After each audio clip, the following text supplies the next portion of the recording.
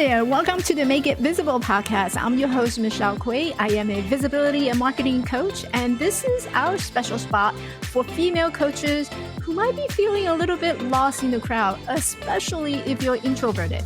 We're here to help you to stand out, so join us as we share stories, tips, and fun chat that will help you shine. Whether you are new or perhaps you've been coaching for a while, this is going to be your go-to place to be seen and heard. So get comfy and grab your coffee. Let's get started. This is a question I get all the time from coaches who just got out of the coaching program and they have no idea of where to begin and how to start. And all you hear are these noises about you need to have a niche. What is your I-help statement? Do you have a website? How much are you charging?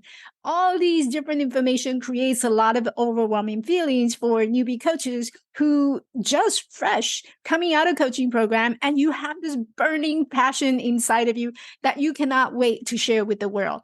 And so today I'm going to talk about 3 simple steps to get you out and start going so that you can start attracting clients. 3 very easy, simple steps. Let's dig in.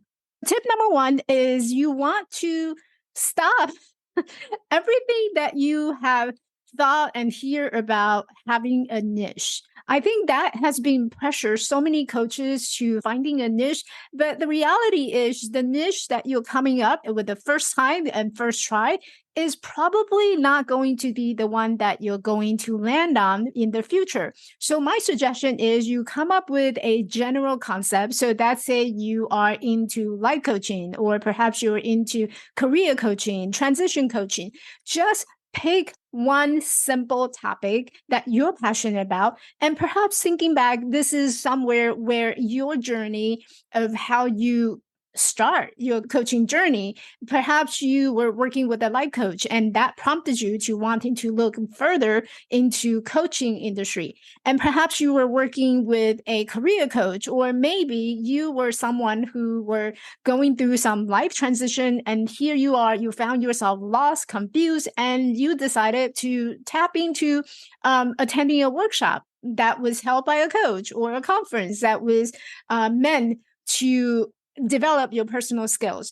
Whatever it may be, there's a journey that you had traveled on and something that you were passionate about before you decided, I'm going to give it a shot and become a coach. So what was that moment like for you wanting to go into the coaching period, not even thinking about business yet? So what was that moment like for you? And pick one general topic, whether it's a life coach, career coaching, transition coaching, wellness coaching, pick one topic and just go out and test it out. I promise you there's going to be so much information coming to you afterwards. The second thing I hear a lot of coaches are struggling with is, well, great, Michelle, now I'm out there and what do I talk about? What do I say to people? And how do I tell them how much I charge? Initially, you probably don't want to do any of that. Those are your second step, your next step. Your initial step is to talk to people, as many as possible, and understanding what are some of the life challenges that they may have. What are some of the things that they find difficult, but you find it easy? So I'll give you an example. I'm really good with planning. I love strategic things and I love to follow a system. You put me in the box, I'll be very comfortable in a box because I like structure. I like system. And so you wanted to think about what are some of the things that people are struggling with, but you find it just come very easy for you, whether it's organization or maybe helping people solving problem. What kind of problems do people usually come to you and solve? So keep it super general and focusing on what is it that people are struggling with. And I promise you again, this is going to help you to further define your niche. That's going to come much later. The third thing that you wanted to work on as a newbie coach, and this is exactly where I would begin, where I would start, is setting up your expectation.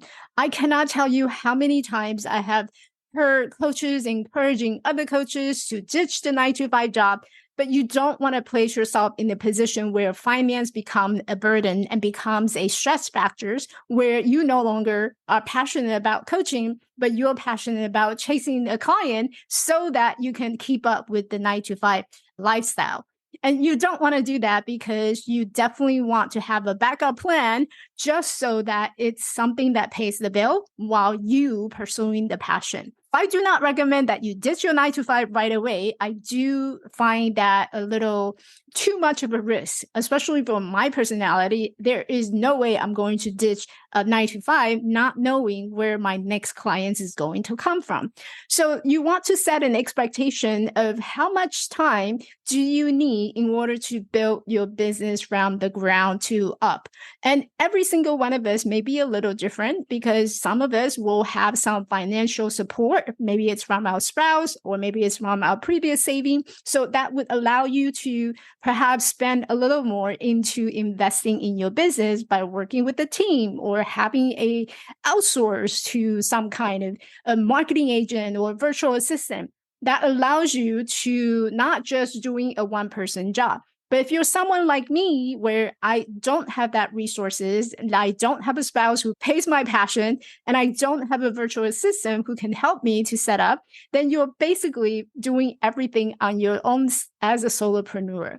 There are smart ways of doing it, and there's definitely ways that I have done it. And this is something that I'm very passionate about teaching my students on how do you create and build your coaching business from the ground floor up as a solopreneur and being able to utilize some of the technology and automation that's out there so that you don't have to do the one-person job, even though you can do it in a very budgeted friendly way. You don't want to put yourself in a position where you have to worry about where do I find my next client. And here's a bonus tip. As you're going out there and talking to clients and talking to potential dream clients, what you're going to find is that while you're doing all these outreach, heading out, talking to people, you also want to set aside some time to build the foundation, which means that you're going to spend some time working on your website, you're going to spend some time working on your social media, and you're going to spend some time in creating content that you can put out to the world and be helpful to your potential client. So it's a simultaneously all the things that's happening in the back end. And this is something that you will have to set up the expectation that your client doesn't just come and they don't just fall on your lap overnight. You do have to do the work. And some of those work means that you have to manage your time smartly so that your time doesn't manage you. So I want you to look at your calendar and figure out how much time would you actually need in order to build a coaching business from the ground up without burning out your passion because you have to keep chasing your client one person at a time.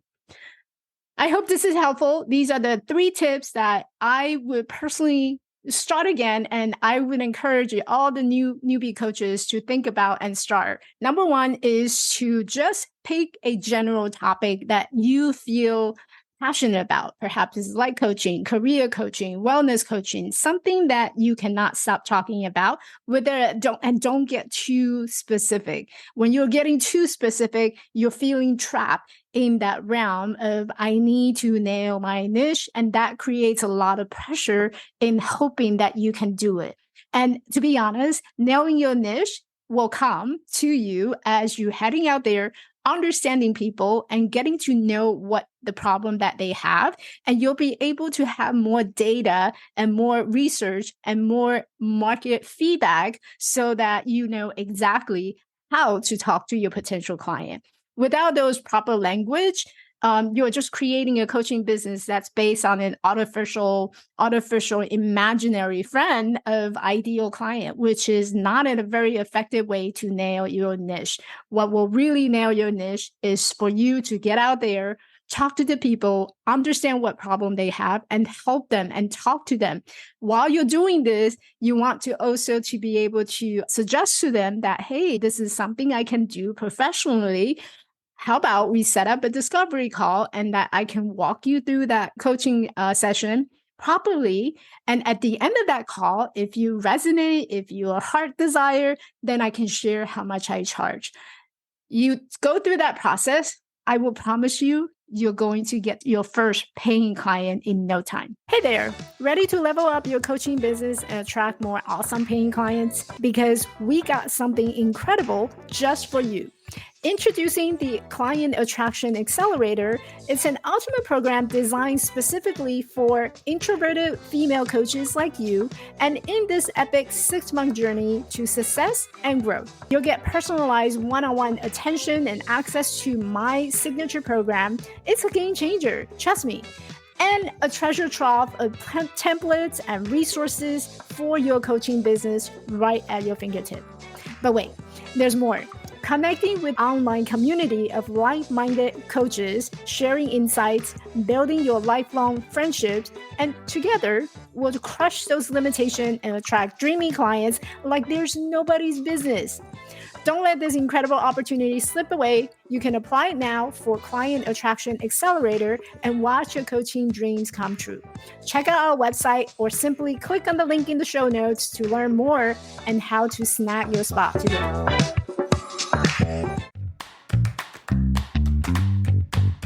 Hey, beautiful! Thanks for listening. If you enjoyed this podcast and found value from this episode, I would love for you to hit that subscribe button on your favorite podcast platform and leave me a rating and review. One thing I was struggling in my early years in business was finding the right people to connect with.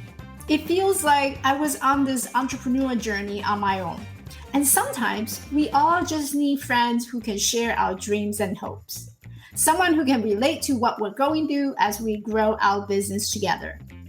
If you are a woman coach who is ready to grow your coaching business and looking for strategies to get seen, get heard, and get hired, I want to invite you to come and find me in our community on Facebook at Get Clients with Storytelling. This is a community of women coaches who want to grow a coaching business by creating engaging, visible, and authentic content with storytelling for their business to get more leads and attract more clients. I will see you at our next tea party.